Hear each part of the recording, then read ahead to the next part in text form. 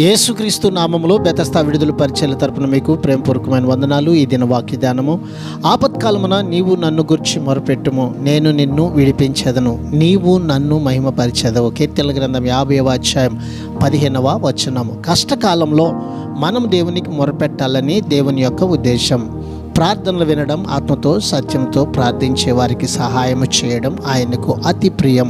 తన ప్రజలు నమ్మకంగా విశ్వాసంతో చేసే ప్రార్థనలకు ఆయన ఇచ్చే జవాబులు ఆయన్ను వారి ఇంకా కీర్తించడానికి కారణాలు అవుతాయి. కానీ దేవుడు మనిషి నుంచి తనకు రావలసిన స్తుతి ఘనతల విషయంలో ప్రాకులాడుతున్నాడా అంటే ఎంత మాత్రం కానే కాదు. పరలోకమందున్న దేవుడు అందరినీ చూస్తూ ఉన్నాడు. తగిన సమయంలో వారి అవసరతలు ఆయన తప్పక తీరుస్తాడు. ప్రార్థన. మహాగణుడా, మహోన్నతుడా, జీవాధిపతి, మా మంచి యేసయ్య, నీ మహాకృపను బట్టి ప్రేమించి మరొక నూతన దినాన్ని మాకు ఇచ్చినందుకు నీకు వందనాలు, స్తోత్రాలు చెల్లిస్తూ ఆపత్కాలంలో మేము నీకు పెట్టే మొర నువ్వు ఆలకించి మా పరిస్థితుల్లో మమ్మల్ని విడిపించి మమ్మల్ని రక్షించి కాపాడే మంచి దేవుడిగా నువ్వు మాకున్నందుకు నీకు వందనాలు, స్తోత్రాలు చెల్లిస్తూ ఈ దినాన కూడా ప్రభువా, ఈ బిడ్డలు ఏ పరిస్థితిలో చిక్కబడి ఉన్నా వారిని యేసు నామములో ఇప్పుడే మీరు విడిపించమని, అద్భుతం చేయమని యేసు పరిశుద్ధ నామంలో ప్రార్థించి అడిగి వేడుకుంటున్నాం తండ్రి.